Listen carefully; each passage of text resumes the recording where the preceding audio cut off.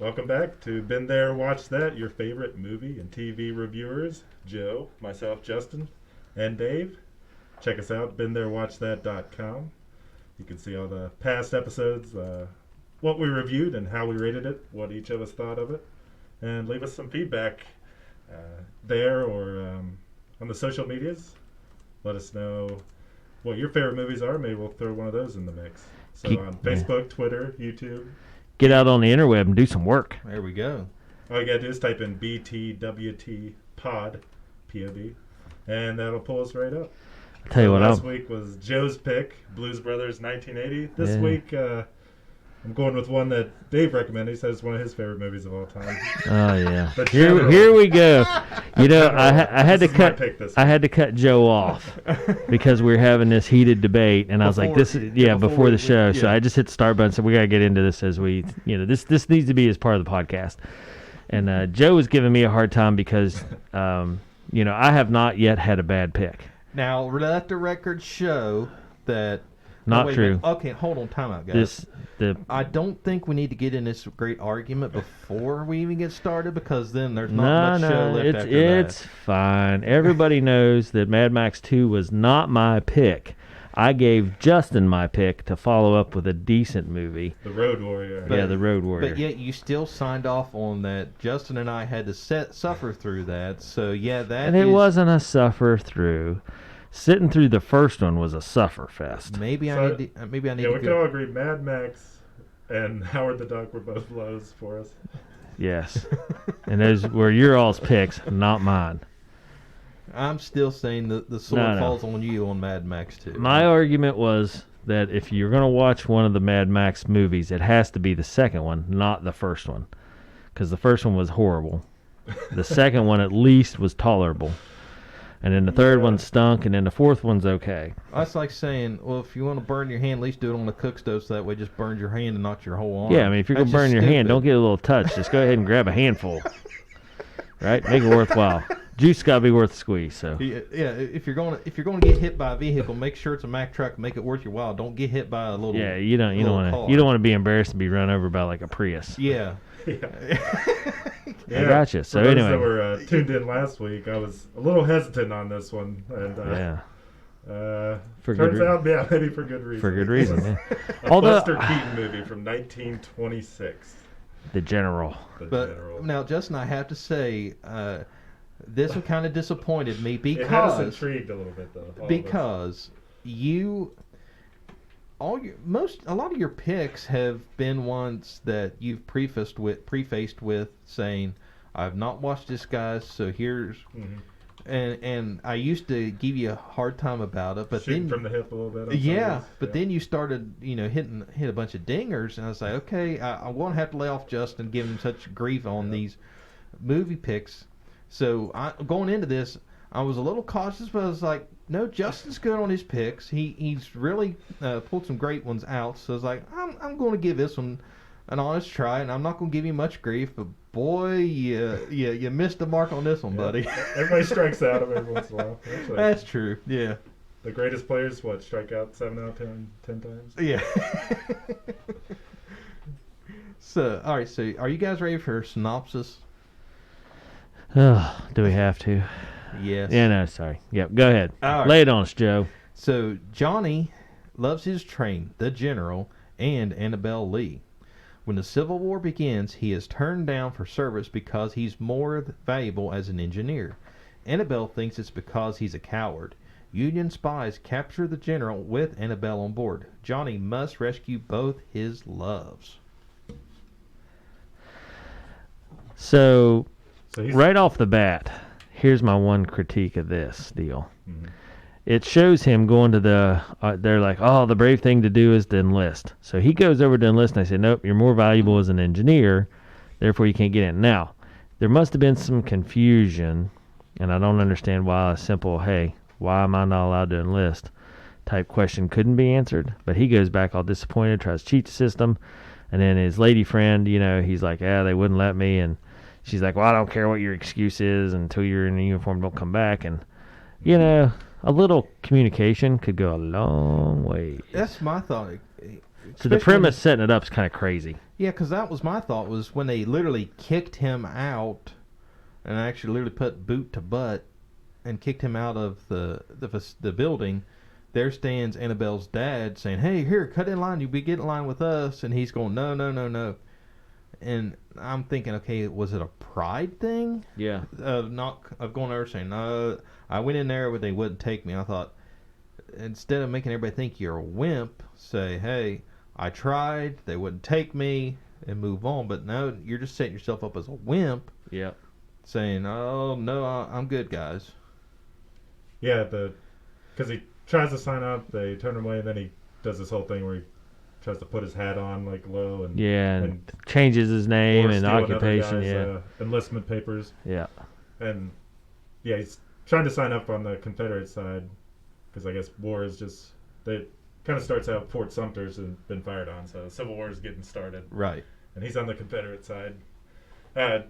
One thing is this movie is based on the Great Locomotive Chase, which was written in 1863, but that book was like flip-flopped. Everything was based on the Union side. And when Buster Keaton made this, he decided let's tell it from the other side. So this guy's from the South, and all the people around him, they're kind of southernly, kind of aristocratic guys. Like Annabelle's dad. He's like, he's not gonna stand for a guy that doesn't enlist. Yeah, according to his daughter. Did you know Buster's dad that was actually in this movie as well? Mm-hmm. Really? Yeah. Huh. Yeah, so Buster Keaton was Johnny Gray, and his dad Joe was one of the Union generals. Huh. And Nice. Jim Farley played General Thatcher, and he was actually went on to play in a Shirley Temple movie. Nice. Yeah, I mean 1926. Yeah. You guys know how much he spent on the train crash? Well, I know what the budget The was. single most expensive single shot in silent film history. Yeah, $42,000. $14,000. Back then was, that's probably Well, I know on close to $1 million now. Yeah. Oh, that's got to be more than that. Yeah. Well, IMDb said the estimated budget was $750,000. Oh, jeez. Yeah, which. And he got in a lot of hot water. Okay, I got to look up spending too much money. The studios basically were pretty ticked off at him. I have to see what the inflation rate is on $750 million or $750,000. That's what I was looking up. I've heard the name Buster Keaton. Never really knew much about him, but he's like, he wrote this, directed it, starred in it, edited it. He's all over the place. So this one. a converted amount of 42,000 and to now would be over 600,000. So like 624,000. So that was just the train wreck. Okay, so at that time though, they said a budget of $750,000 for the whole movie was like unheard of. People were like, "Yeah, that's crazy. This is a crazy movie." It only made $1 million, so they were kind of ticked off that it didn't bring in the amount of money, the return on investment. The studio kind of took away some of his lost a little bit of his credibility. Yeah, that would be $11.2 million today. Oh wow. Yeah, I can see why they was mad. And I think, we were talking about it last week. I'm like, well, it's on these lists, and people were saying it's one of the greatest comedies of all time, and I was just sitting there thinking, I don't think I'm going to find that to be true. I'm probably a black and white silent film. I don't see how it could be. Yeah, how that translates how it's over. going to get there for me, and there were some laughs, but overall, I was not. That's a big butt. I was not blown away with the comedy aspect of it. Yeah, and the thing of it is it's rated as one of the best comedies ever, if not the best. And when I heard that, I thought, okay, maybe it's a lot of slapstick comedy. There wasn't even that much slapstick. I was like, how is this funny? A lot of the movies, like, he's on a moving train trying to do stuff, and it's kind of, he bumbles through everything, and, like, stuff falls off, and, just kind of, he works his way through all these situations. But stuff happens, and he doesn't realize, like, he got wet from the water trough. Right. And he's like, he looks out to see if it's raining. It's raining. Yeah, and just, that kind of comedy.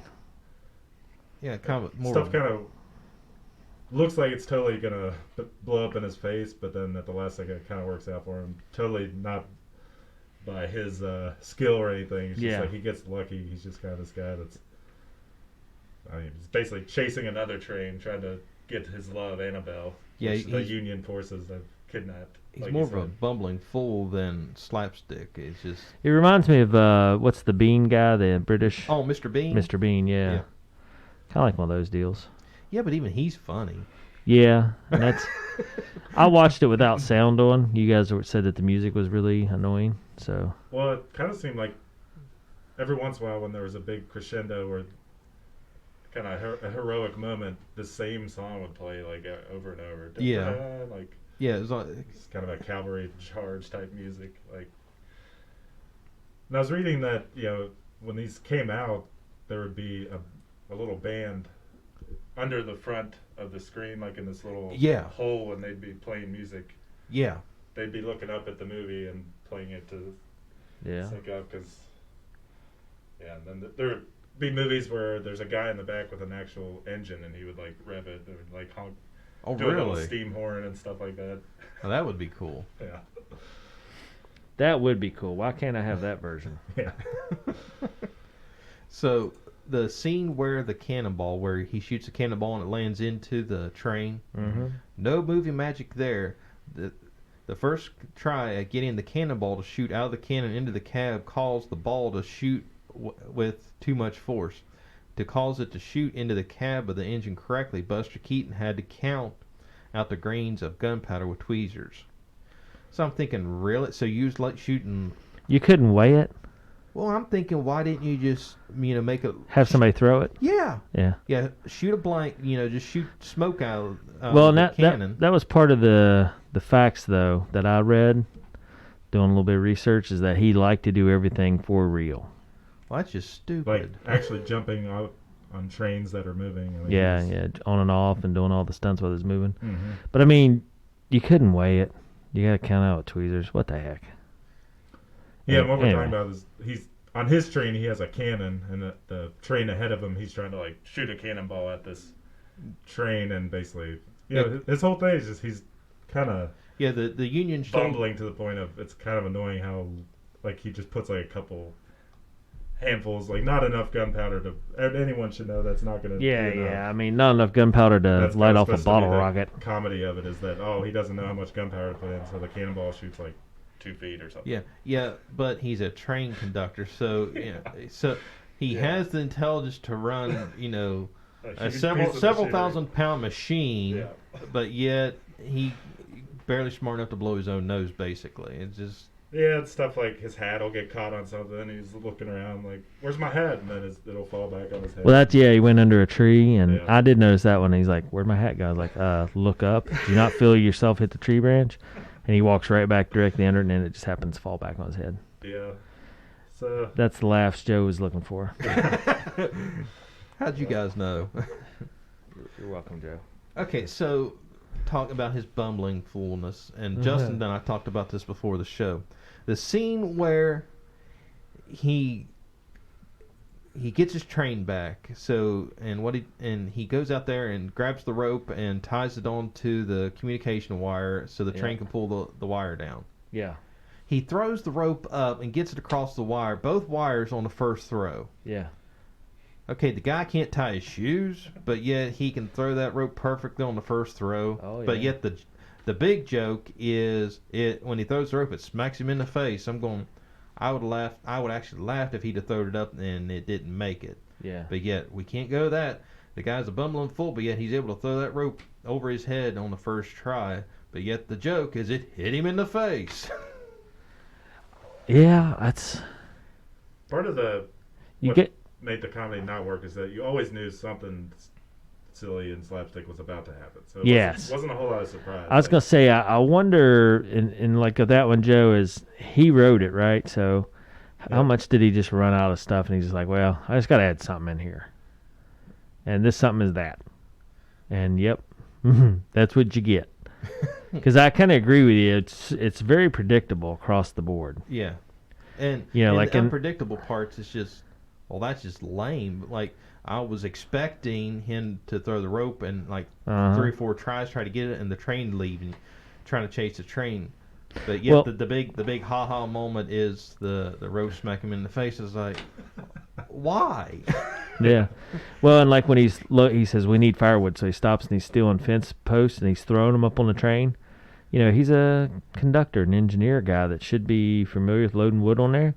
And he throws half up, half come back off, and he hits some more and knocks the rest of them off. And he throws some over, and I'm just like, Yeah, maybe he's in a hurry and bumbling, but I mean, that kind of his job. Yeah, he acts like this is his first day. Yeah, First yeah. time he's ever. I'm just driven. chucking wood up here, and we're going to see what happens. Yeah. So I don't know. Yeah. That's the same situation where that was the comedy, but it was just ineptitude. But Is it?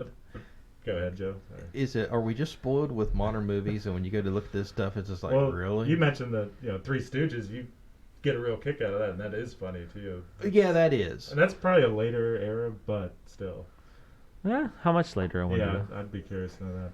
It's in some ways it's a similar type of physical comedy, but felt like this one missed the mark more often than it hit it. Well, Three Stooges is from 1922 to 1970. Oh, okay, there you go. Yeah, So I mean, they started in the same time period. Dave, you remarked it looked like he's wearing makeup. Like that's Oh, my yeah. first thing. As soon as I saw Buster Keaton come on screen, I'm like, is he a mime or what? It looked Well, like. and I read about this too. It talked about how his shtick, so to speak, was to stay stone-faced. Mm-hmm. Like a lot of actors in his time period were using their facial expression, and his was to pull off the gags, but remain stone-faced. Yeah. So, Well, I think he missed both marks. Yeah. but he had makeup on. So first he's like chasing after this train trying to save his girl he has a crush on, Annabelle, and eventually they both get on the same train together. So then there's this whole series of like, for those listening here, air quotes, comedy. Yeah.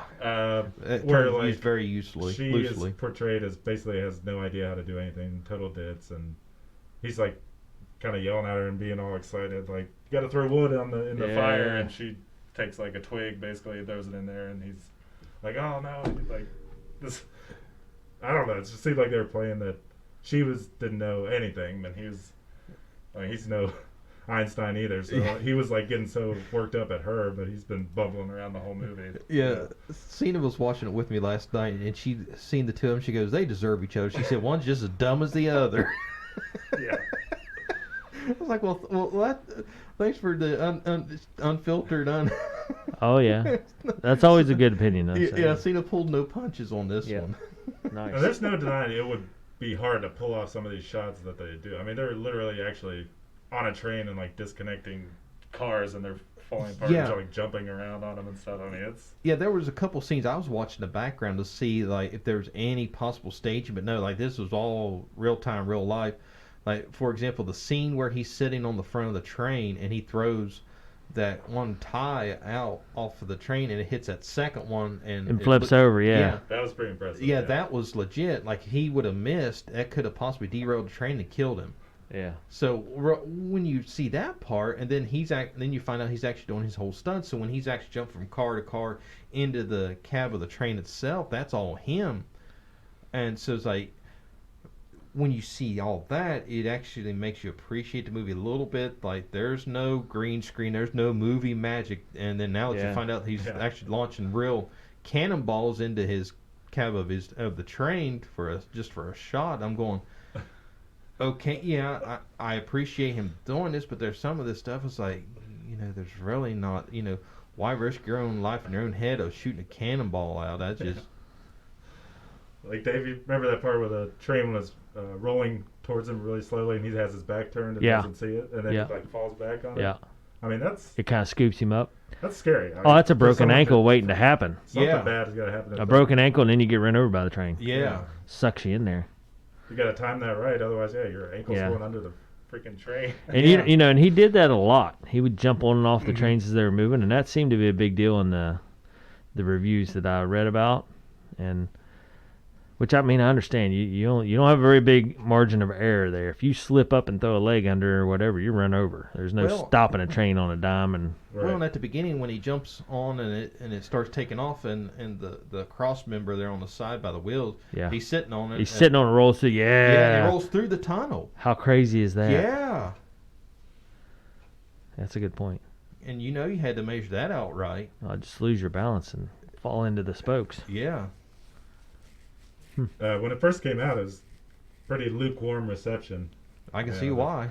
Didn't really do too well at the theaters, and a lot of the critics were saying he's done better stuff. This is not his best work, and You're not gonna make us watch another one, are you? No, Dave, you're not going to make us watch the better one, are Oh you? no, I am not. Justin has lost his privileges Yep. for me helping him out with the secondary pick. But yeah, so this was my confusion. It was called The General, but it was a war movie with some comedy in it. But I kept saying, "Where's the comedy?" Right. I kind of kept waiting for bigger comedy to come along, but really it was more of a love story war saga. Right. And the general was actually referring to the train itself. Yeah, which is kind of crazy because Yeah, plenty of action. he ended up being a general in the end of it. It seemed like they were trying to mix in comedy with the action. Yeah, it just was more of an wasn't action movie wasn't with really working. some comedy thrown in. Now, I did find this interesting. The final battle scene Yeah, actually sparked a small forest fire around the river. I believe that. Buster Keaton, his crew, and the extras stopped filming to fight the fire. I believe that. And so the scenes where they show all the troops, Buster Keaton had extras, which included 500 Oregon National Guard troops. And when they're coming from one direction, they're all dressed in one uniform. So what they did was instead of having all different extras, Yeah, just change uniforms. when they went out of shot, they changed clothes and came back in the other direction. Nice. Well, yeah, there were like 3,000 people on the payroll at one point for this movie. Wow. Got all those like guys on horsebacks. I mean, they pretty much had a whole cavalry unit. Like they do like a shot of guys riding by on horses. I mean, they had hundreds of guys working there on that. I wonder how he sold this. If it was the old, you're not going to believe the stuff we're going to do. Right. Wait till you see this big dramatic train wreck. Yeah. And they're like, you really crashed a freaking train in the river. Yeah. And we're paying for that? Dang it. Yeah. The train wreck is going to be amazing. I wonder if that was his big sell. Well, now, how much money do you think they spent on trying to dam up that river so they could just blow it out? Yeah. Oh, yeah. I mean, Washing people down the river. I mean, you couldn't do that nowadays. You could No. just let you it would dam have once. to. The computer would do it all. Yeah. So they said Keaton shot 200,000 feet or almost 38 miles worth of film for this movie. Jeez Louise. Now, we said last week, oh, if it's terrible, it's only an hour. But man, it felt like 2 hours to me. I was waiting for it to be over. Yeah, when it now was I over. did not stop this movie, but there was a couple times, like one point I was 15 minutes in and I thought I was further along, and then towards the end I was almost 15 minutes out, and I was like, okay. Now here's something I did not know. This actually movie is in the public domain because the failure of the original copyright holder to renew the film's copyright resulted in it to fall into the public domain, meaning I wonder if they... Now, come on. Who would want to keep the copyrights to this? well, this may be true. They'd be like, all right, I've had enough. Just send it out there. Maybe somebody will watch it and enjoy it. There's got to be that one person. Yeah. Although, to be fair, this wasn't terrible. No. Yeah, Joe and I It were wasn't a saying, Howard the Duck. Didn't hate it. Didn't hate it, but didn't like it. That's Yeah. kind of where I fall on it. I mean, would you recommend it to anybody else? Would Nope. you recommend it to somebody else to watch? Well, if I didn't No. really like the person, maybe. Well, the baffling part is the stellar reviews of one I of the know. top comedies ever. On IMDb, it's like 80, almost 90% Yeah. or over 90%. Yeah. I think that's because like 7 people watched it and Yeah. reviewed it, and they're like, well, if I watch it, I might as well give it a good review. Well, it said the film was selected in the National Film Registry in 1989, the first year of induction, for being culturally, historically, and aesthetically significant. What? Yeah, ironically, by the 1950s, all prints of the film had been lost. In 1952, actor James Mason, having purchased Keaton's old house, found a copy in a hidden cupboard, after which copies and viewings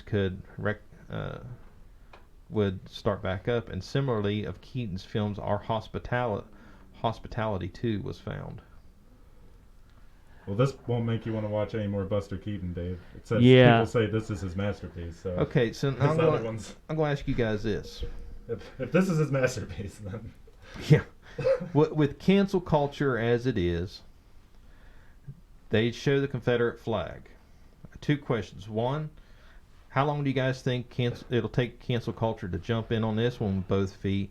And 2, are we going to give them a free pass to do so?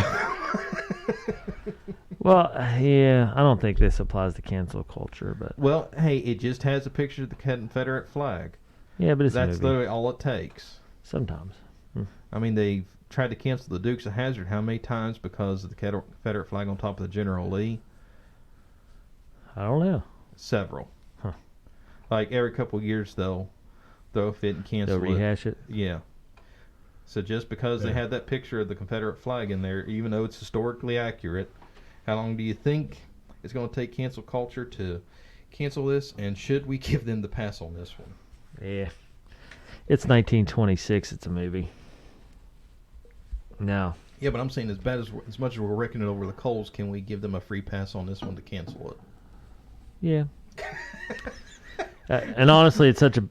I wonder if people, At this point, I don't care because I'm never watching it again. Right, and that's what I'm I'm not saying. going to recommend it to anybody. So, That's what I'm yes, saying. Can we pass get- approved. Okay, that's what I'm saying. Can we give them a free pass on this one? Yeah. I wonder if there's some sort of thing with old movies that people, I don't know, like other people get into them more that maybe the three of us just doesn't appeal to us. There's something about that era that they like, or I don't know. I mean, that's what I was worried about going into this, that pretty much anything I've ever seen black and white, I'm like, this is not my cup of tea. Well, I mean, I made this statement last week that I didn't watch a lot of black and white content, but actually sit down and think about it.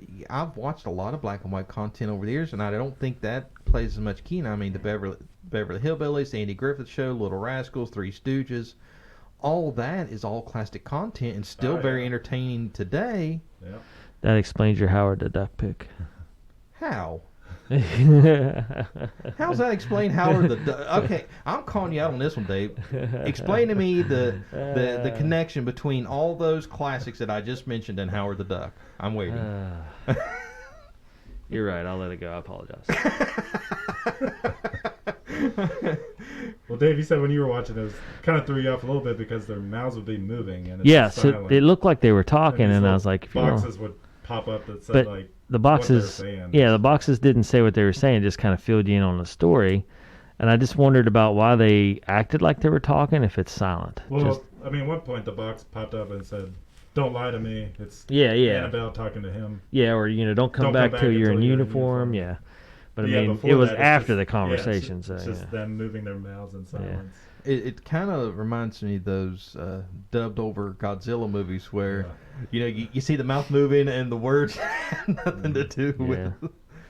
So it's kind of crazy. This is his last feature as his own independent filmmaker. After this, he joined in with MGM and then got fired and drank heavily and got put in a sanitarium and escaped divorced. So it's kind of after this movie, it kind of led to his downfall. Well, I can see why.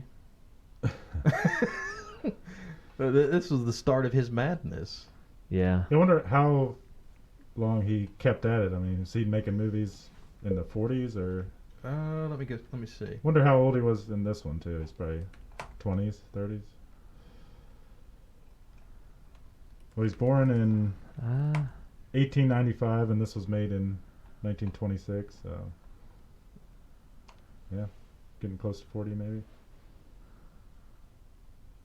But definitely over 30. Yeah, I mean, he looks older, but Okay, he's got so- makeup on, so it's hard to tell. Yeah. He made movies all the way up to 1966. His last film was in 1966. A Funny Thing Happened on the Way to the Forum. Oh yeah, I'm sure it was. I hilarious. bet you that's a knee slapper and a half there.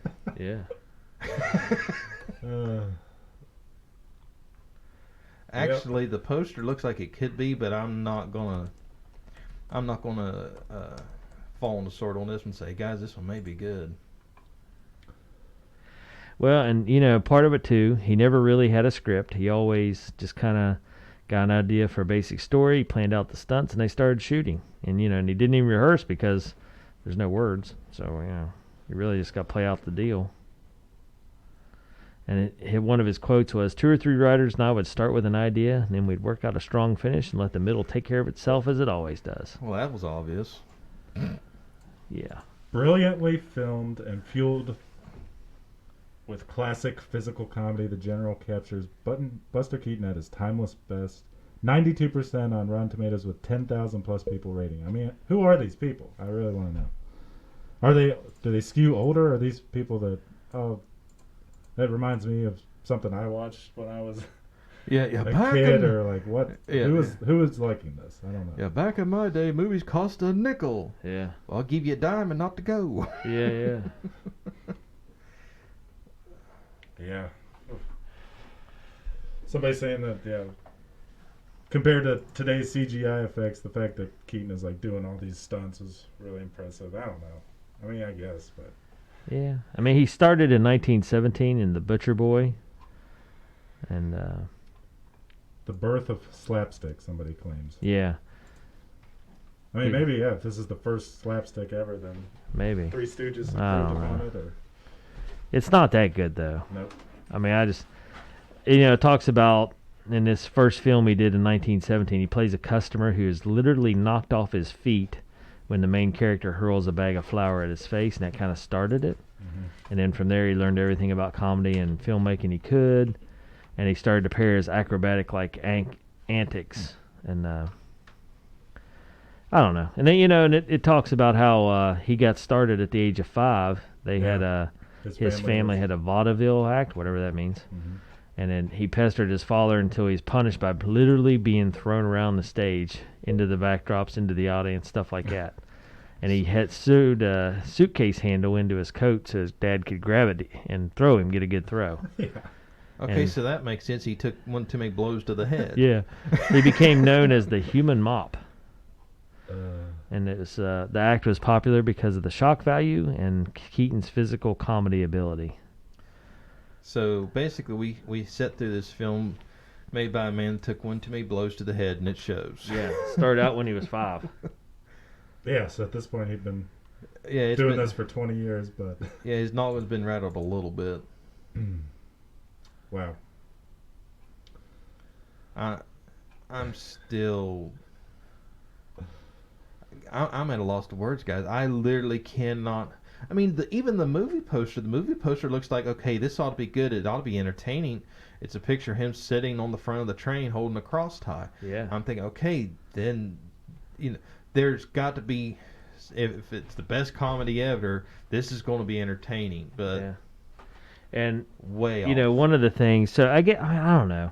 I mean, he's a pioneer in some ways. He used his short height. He was 5'5". And he surrounds himself with these big burly actors, and that way he gains empathy to kind of give his bumbling character a little bit of, empathy and kind of the underdog look to get the crowd on his side, so to speak. So, I mean, some of the stuff he did was pretty groundbreaking for 1920s. Yeah, that's always the challenge for me is like, maybe I actually didn't like this that much, but can I try to put it in context a little bit? And maybe at the time this was groundbreaking and I just am uneducated in that department. I can't really quite get into it, Yeah. Johnny Knoxville said that Keaton was an inspiration for coming up with ideas for Jackass projects. Yeah. I'm probably setting myself up for a lot of looks and harassment on this one, but Jackass was more entertaining. Oh, yeah. Well, and that's, part of his deal was a great stone face was intentional. So he did a lot of his slapstick comedy with just no expression. Mm-hmm. I'm going to count that on. He took a chair to the head whenever his dad threw him off the stage. Well, he took great pride in it because he found out when he was smaller and with the family act that the audience found it more funny when he didn't emotionally react being tossed around by his dad. That's weird. Yeah. Oh yeah, but there's all kinds of peed pants over that one. Yeah, because you kind of got to take into account what people thought was funny back then too. Maybe it's a little different. I guess. Man, at one point he throws a log at Annabelle's face. Remember that? Yes. Throws it pretty hard. I'm like, that's kind of weird. Well, so whenever he was hitting the guys in the back of the head with the wood, now that I'm reading all this information on his stunts, my thought was, okay, is that a real piece of wood that he's hitting back in the head? Because there was no props people back then. Because I mean, it looked like he was swinging for the fences. So then after you read all this, you had questions going, okay, did he really literally? Did we literally watch him knock these people out? Were they legitimately out for part of these scenes, or I mean, what? a gag will be like he goes to take off in a train, and there's a bunch of soldiers in the cart behind him, and somehow the pin got pulled, so he just pulls away. Yeah. And then he looks back, and they're not there. And I think he that's pulled the supposed to pin, though, right? Well, okay, but That's I went supposed back to be the comedy of it. Yeah, I backed up. He pulled the pin because it was the train, the trailer. I'm going to call The it wood box, yeah. the wood box that all the soldiers got on, and then there was an enclosed trailer behind it. He pulled the pin between where all the soldiers got on and the enclosed trailer, so that pin wouldn't have mattered. So it looked like that they had never actually pinned the trailer that the soldiers were on. It never was pinned to the train to begin with. Okay. Because I first thought the same thing. I was like, Yeah. well, the dummy pulled the wrong pin. But as I went back and watched, I was like, no, he didn't even pull the pin that it wasn't even attached to begin with. Because he unpinned the enclosed trailer, I'm assuming, so he wouldn't be pulling as much weight, which would make sense. But then to find out that the main trailer wasn't even pinned to begin with. Yeah, there's some shots where literally some soldiers are on a train, and the train comes to a fast stop, and they fall forward, and then it takes off again. They fall backwards. And that's Yeah. like the joke is that they fell down. Yeah. Yeah. What the heck? They're not ready for the transition. Here we go. I wonder if they stood around and said, "This is going to be brilliant." And my dad was even sitting there watching it with me. He's like, they're probably about to fall down again here. And it's like, Yeah. like you could see it. Train's going the other way. Yep, here they go. They're going to fall again. So I have to ask, did your dad rake this one over the coals as bad as we are? You know what? I don't know. I didn't ask him what his rating was, but it seemed like he was laughing at it a little bit more so than actually getting Entertained by it, yeah. The entertainment out of it, yeah. This is a rough one. Oh, yeah. This was a rough one. Good pick. Yeah, well, like I said, I did not stop the movie. There, I did pause at least a couple times to see how far in I was. One was only 15 minutes, but I did not find myself actually stopping the film and going, Yeah. I can't do this. Well, the industry standard back then for intertitles was about 240 per movie, and at most, Keaton only used 23. Those are the little screens that pop Yeah, up. with yeah, the little text words. Yeah. Intertitles? Okay. So now I'm going to pose this question to you guys. In the era of Hollywood is getting lazy and doing remakes. Now, time out, guys. I know what you guys think I'm going, but I'm going to steer you in a different direction here. Instead of doing remakes, could Hollywood pull off today a silent film that would actually be enjoyable? You know, they've tricky. had several that were close, I would say. One I remember is like the movie Le Mans, and then Castaway with Tom Hanks. Yeah, but Castaway wasn't completely silent. No, but I mean, there's a lot of, just him on the island talking to himself or not talking at all. A lot of silence in that movie. What's Le Mans? Is that Le Mans is a Steve McQueen movie about the 24-hour Le Mans, and it's pretty quiet. And there's a new one out called The Sound of Metal, and the whole story is that this heavy metal drummer eventually ends up going deaf, so there's like long stretches of the movie that are completely silent in that because it's I saw the from his preview of that. perspective. But then mixed in with obviously sound too as well. Yeah. Different scenes. But do you? I don't know. I don't know if they could pull that off. Do you think that anybody would actually be gutsy enough to attempt? You couldn't go totally silent. You could go Okay. no speaking. I Yeah. think, Okay. So but not totally silent. So let's say they go with the actual silent film setup where it's just music and maybe sound effects, no words. Could they pull that off? Like a Pixar maybe or something. They could pull off something Ooh, like that maybe. I never thought of that. Yeah. Like Maybe. I don't nature. know if kids would be up in arms about no. Yeah, I don't know. Without talking. explosions and I don't know. The music's pretty creative now. I would like to think you could, but I don't know. Did we already mention that the music was really annoying in this? Yeah. Okay. Well, in Because case we didn't. you remind me of it now that the music could be a big part of something, and for this one, it kind of annoyed me multiple times. I mean, for the age of it's one of those you have to appreciate it for what it is. I As guess, old yeah. a film as it is, and realizing how much we rely on nowadays on movies to have CGI and what everybody calls movie magic, for literally everything that you saw happen really happened. You have to give it some props on that. But to be one of the best films ever made, and comedy especially, I don't understand the comedy tag. Yeah, I can't either. I could see if they said one of the best films that introduced all these different types of movie making stuff. Like, for instance, he really started the playing film with different speed levels. Right. Incorporating that into the movie, and superimposition and multiple exposures and trick editing. He's the one that kind of was at the forefront of that. So I could see if they said one of the most innovative films of its time or something along those lines. Right. And then one of the things I didn't understand is it said, if nothing else, Buster Keaton gave the world the Saved by the Window gag. Saved by the Window gag? Yeah, I don't know what that is. Maybe you jump out a window at the last second, or... Or was it when he climbed through the window and laid under the table? Right, like he sneaks in that one scene and the window kind of like falls down on his hands, maybe? Yeah. I don't know if that'd be Saved by the Window, but... I think it's from a different movie. But he sneaks into that one house and there's those Union generals in there at the table, and he's under the table and they're like kicking him in the face when he's under the table. Right. Yeah, because that's when he first climbed through the window, and I thought maybe that's what they're talking about. Oh, no, it's from a different movie. It's from Steamboat Bill Jr. Okay. And it's where he's standing in the front of a house, falls, and the window he goes through the window and it hits the ground. Yeah. Gag, yeah. Okay. Yeah, so he started that one. Huh. Okay, well, that's something.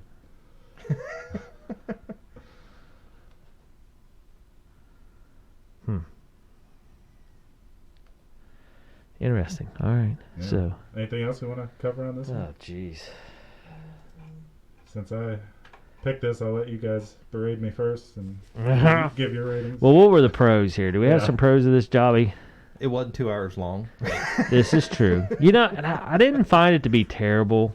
Uh-huh. And maybe it's because the lack of words saved it from being terrible. So here's the rub for me. It shouldn't have been labeled as one of the greatest comedies. Yes. That's the rub for me. I think that's kind of the rub with all of us. I mean, I know I'm speaking for you, Justin, but because it sets up your expectations too high. You're like, yeah, this is gonna be funny. Right, yeah. This is gonna be funny. This is gonna be like groundbreaking comedy that I'm gonna have a fit of giggles, and there was none of that. I don't think I laughed at any of it. Like your dad said, I was just kind of like, yep, this is gonna be the next little deal.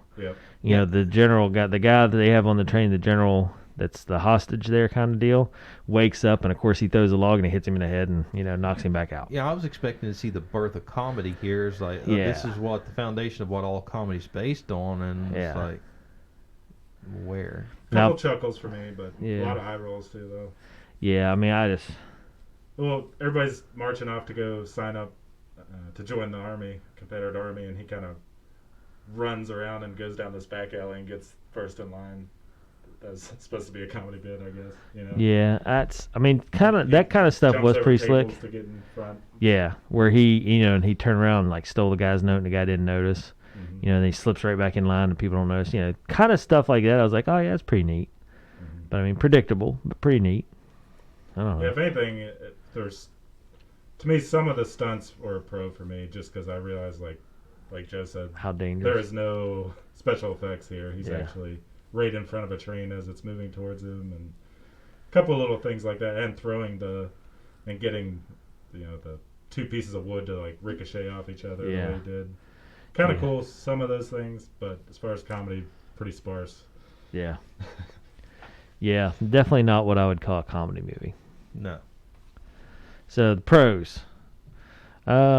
Well shot. I'll say that. I think the visual effects and how it was shot and the layout of it was pretty daggone good. A lot of different angles and stuff they used. Yeah. And I didn't get lost in it at all. I knew what was happening. I knew where they were going, which, I mean, it was predictable, but there wasn't any incongruency in the actual filming of it, which surprised me because he didn't have a script. Yeah, nothing that totally didn't make sense. Yeah, it all just tied together. Yeah. So, pretty seamlessly. But then the cons, I feel like we've definitely covered those. yeah. We The music for me was a big con. The lack of actual comedy was a big con. And I didn't listen to it music, so I took the whole silent feature film. him as a character, I think they made him a little bit too bumbling to where you kind of didn't like him as much as he didn't have as much of a sympathetic thing to him. And kind of inconsistent on the bumblingness. Yeah. Like when you expect him to be a genius, he wasn't. He was just dumb. And then when they had prime opportunities for him to show bumblingness, is like that's when he was the hero. It's like you got your stuff backwards there. Yeah. It's as if he could operate a train, but that's literally the only thing he knows how to do in the world. Yeah. Everything else. Yeah. Yeah. Too tricky. Well, and even the one part where he goes to fill up his train at the end with water when she's there, and he pulls the pipe off the spout and it blows her up with water, and so now he apparently is not even good at the train thing. Okay, so that scene there, Annabelle was not expecting that in real life. So her reaction, that was 100% That was legit. Yeah. Really. Huh. And she was a model, I guess, some sort of swimwear model. Well, I hope she did modeling better than she did this movie. Good. 9/11. Yeah. So Justin's, I guess we won't dock you a pick, but yeah, we're definitely not following this up with one of his sequels. Yeah. No, we're just not gonna follow this one up with a sequel. I got duped into that once. I will not do it again. Now here we go, David. Here is Dave again. Dave got duped. I got duped. No, Dave makes it sound like he was the victim of circumstance when he said, "Oh, you guys, we need to watch the second one." I'm still saying that was on Dave. I will not let Dave get a pass on that one. I got duped. Nah. Anyway. All right. So I know where this is going. But go ahead I don't think anybody's going to vote burnt. Nah, No. I don't think so. But And go over the rating system just for those that might be catching this for the first time. Well, we do a burnt popcorn, so it's pretty much unsalvageable, unwatchable. You want to turn it off the entire time. Then small, medium, large, and then an ode to our local movie theater, the mop bucket. That's the biggest size popcorn you get. That's knock it out of the park. So I'm going to take a wild shot in the dark. So Justin's banking on no burnt. I'm banking on a no mop bucket today. Oh, you guys could just maybe play it a little bit safer. I'm going to bank off and say there's not going to be anything above a small popcorn. Yeah. I mean, we're totally out of step with Rotten Tomatoes and IMDb. I mean, they're that's ridiculous. over 90%, They're ridiculous, which I can never imagine. But I'm gonna go small. I'll just throw mine out there. Yeah, I'm small as well. I had to go small. Small with a couple of burnt kernels mixed in. Well, Some burnt. I Small. contemplated overflowing small because now Joe, I'm giving you the what the heck look. that's why I'm saying wait, because the movie, based on all the stunts that they've done. I agree there. If it wasn't billed as a comedy, Yes. I would say medium or large. Yes. Just exactly what you're saying, Joe. I wholeheartedly back you up on that. Based on the stunts, based on how the technical camera work was done. Yes. Yes, this film for 1926 had to have been mind-blowing. Yes. Now, the audiences did not agree. Right. But looking back on it now, I'm like, hey, this dude wrecked a train in the river for $42,000. And almost risked running himself over and getting Yes, killed. and he did these crazy stunts. And we talked about times, because it. The cannonball. The cannonball's crazy. Yeah, the cannonball and jumping from car to car and jumping back into the cab of the train. He literally could have slipped on any of that. Oh, and yeah, been yeah. all over Just with. been ridiculous. Yeah. So, yeah. So I'm going to go small and flirting with overflowing small, but that's about as far. it. That's about as much giving as I'm going to be. I don't blame you. So guys, would you? Now this is one of the few rare occasions we all agree on the same size. So this is actually going to be a certified small. Yeah. All right. Yeah. Now here's the thing: would you recommend this to someone else? If I didn't like the person. Well, I mean, what if it was not billed as a comedy, but would you recommend it to someone else to say, hey, look at what happened in 1926 that led to what we're doing now? Yeah, it'd have to be like in an academic setting. Yeah. Is the only Yeah. way you could. Maybe it's like a college film class. Yes. Now that in that type of scenario, that would be one of the first ones that say, okay, to appreciate where we are today. Right. As far as an educational piece goes, by all means, absolutely, 100%. Yeah. Learn from this and kind of see the magic of this in 1926. 'Cause, I mean, 1926, the roaring 20s. You're just getting automobiles off to a hard start. There's not a lot of technology being, driven at this point. It's all being innovated. Yeah. It makes you appreciate jumping around on these big green foam pillows and and having cables and attached and not actually doing stunts, having all CGI effects. Right. I mean, and you got to think too. He was working on a train where he's feeding fire. Feeding the fire with wood, and it had to be a real working train. Yeah. So a lot of heat. And we don't know what time of year that they was filming, so it could have been a 90-degree day on top of all that. Or it could have been a 60-degree day and they're getting splashed with cold water. Yeah. Yeah. So, 1926, by golly. Anyway, so Justin. Yeah. Oh, boy. It's confirmed everything I thought about. Anytime I see black and white, 90% of the time I should probably just steer clear. Well, I mean, after we're billing it as a small because of the label of one of the greatest comedies, that is complete baloney. Yeah. Yes. But, in my mind, I'm still a little amazed by it because of the speeding up of the film that he did and some of the editing work. I mean, pretty impressive. Yes, for its time. Yeah, from a technology standpoint, yes. Impressive work. The rest of it, though, do not bill this as a comedy. No. But so anyway. you got your picked, Dave? I do not. Uh-oh. Do not. Do you want to spitball a little bit? Well, that's what I kind of want to, and I always feel this way. I try to read how you two are. And, we need a pick-me-up from this. So a pick-me-up is in a comedy or a pick-me-up is in a feel-good? See, that's an option. Do an actual comedy. It makes me mad, and I kind of hate to throw my pick away on it, but it makes me mad that Joe hadn't seen Good Will Hunting yet. Right. Well, I thought about throwing him that. And it's a really good movie. I've wanted to see it, but I just never have. Yeah, but I've seen it a lot, so therefore I'm kind of like, do I waste my pick or do I wait until Justin throws his on it? Well, my thoughts are, as far as a pick-me-up goes... Or do we wait and make Joe pick his own movie since he hadn't watched it? I'm saying as far as a pick-me goes, I'm just setting the bar as long as it's not...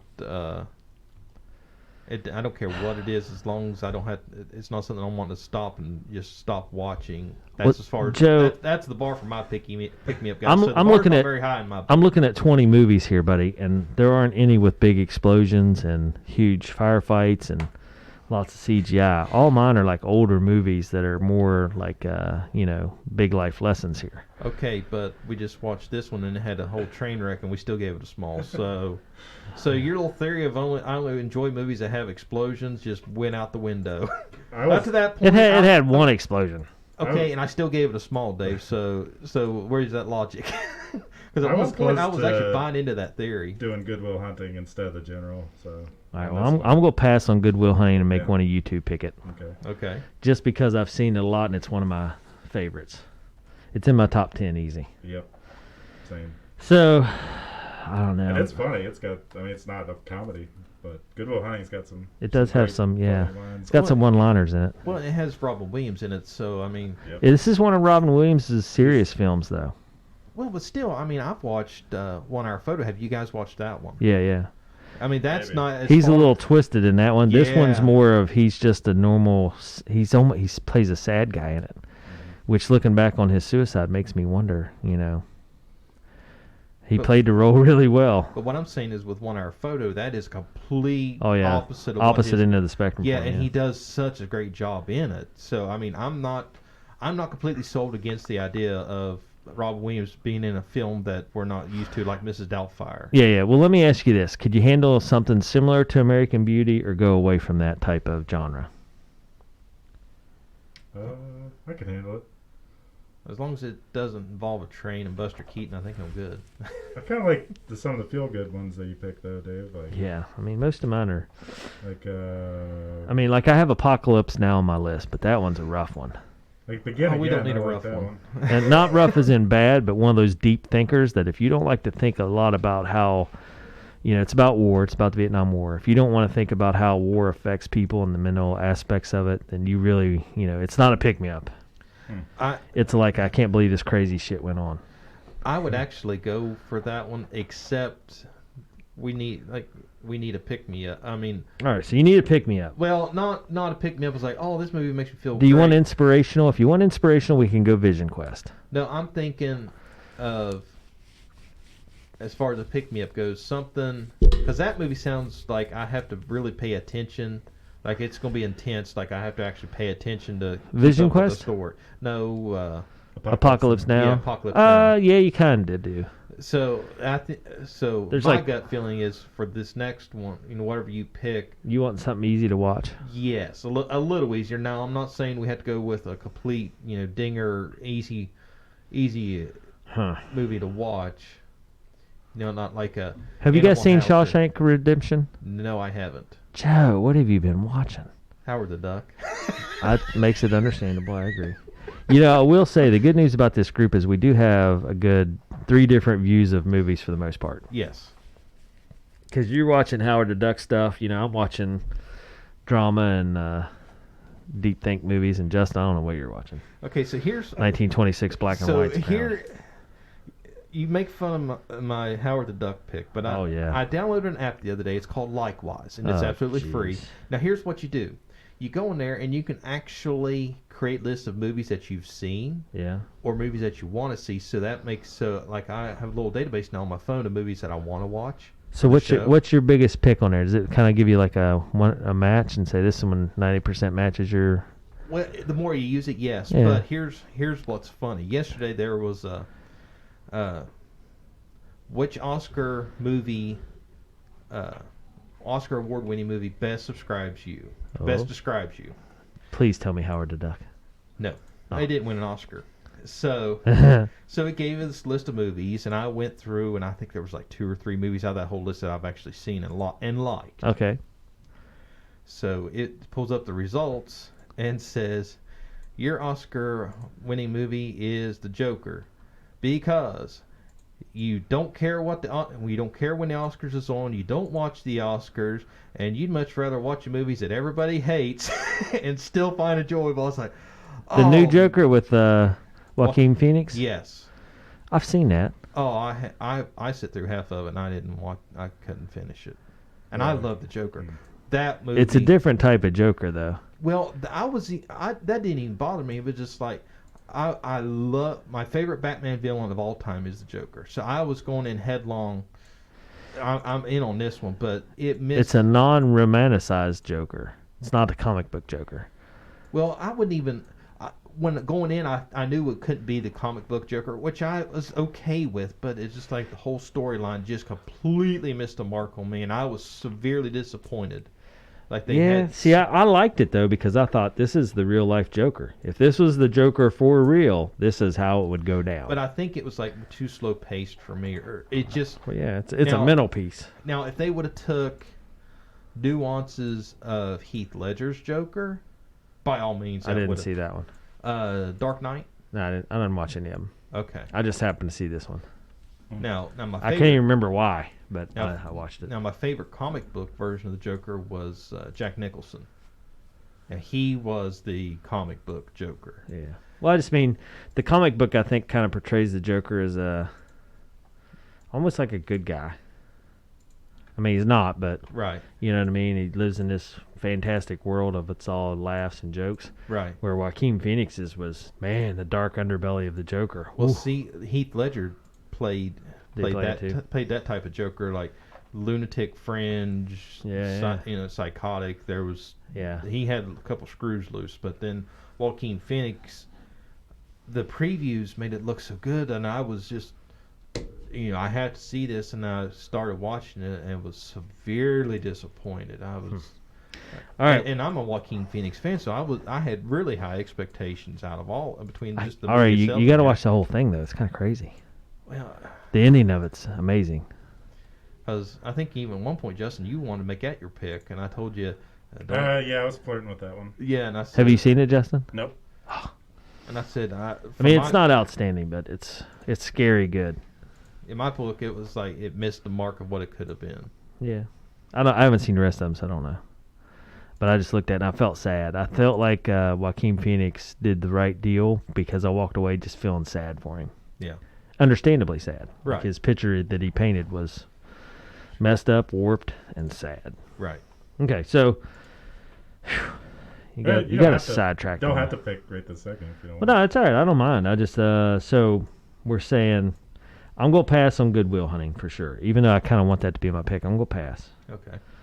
And so I'll give you choices. Vision Quest is about wrestling, about high school sports. It's got Matthew Modine in it. It's got one of Madonna's first performances on film. Okay, how about this? Or I will give you the mystery, star-studded, packed full movie that is also based off a book that has at least 9 big-name stars in it before they were big-name What's stars. it called? like The that. Mystery? No. It's a mystery pick. Oh, okay. I'm not going to tell you what it is, but I'm going to say Well, you can be amazed by all the stars that are in it in one screen, and probably the only time this many stars were packed together. Or we can go with Vision Quest, which is kind of like a feel-good, inspirational high school sports, kind of like a Breakfast Club type film. well, Vision Quest is going to be kind of out because you said it's so hard to find a stream. You can find it, though. I looked You can't find it? without having to pay for it. Can we hear the title of the No. star-studded one? No. So what if we can't find it? Vision Quest? No, the other one. Yeah, you gotta Google it. See if it'll. All right, let me look. You guys talk about something else, and I'll go on. I got to do the technology job. Hey, you're the one trying to be Mr. Mystery over there. Well, that makes it fun. Did you watch King Kong, Joe? King Kong? Which one? Godzilla, Kong, the new one. Oh, the new one. No, I haven't. No. No, and I watched one of the King Kong movies back in 04, 05 and like fell asleep through it. So I haven't been able to make myself suffer through I hear you. another one of those. That was like Incredible Hulk. The first Incredible Hulk movie was so terrible that I didn't even try to watch it. And the Incredible Hulk was one of my favorite superheroes. Mm-hmm. And they've Was that the one with Edward Norton or Garofalo? let me see which one it was. No, this wasn't the 2008 one. This one, the one I'm talking about, was like here we go, Hulk, 2003. Who is the Hulk? Who plays the Hulk in that? Let me see. Eric Bana, he was in Okay. Black Hawk Down. Yeah.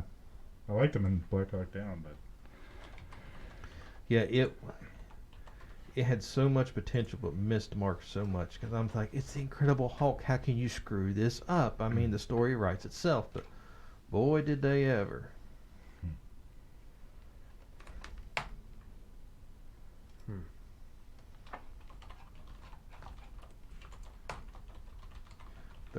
Some on Rotten Tomatoes said 35 best baseball movies and had one picture of the Sandlot. Now there would be an easy one for us to watch. That's a good one. Do you guys have? Oh, geez, everybody's seen Sandlot.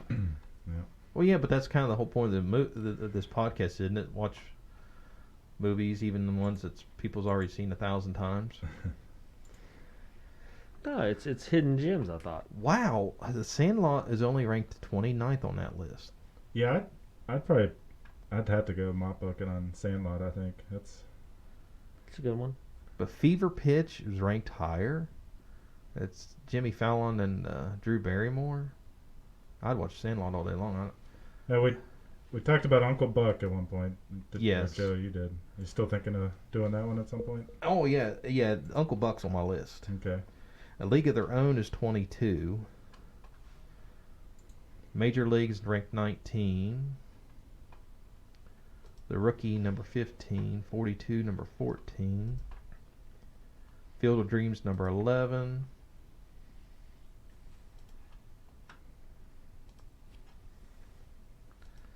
The original Bad News Bears is ranked number 3. And the number 1 baseball movie is Moneyball. Brad Pitt Moneyball.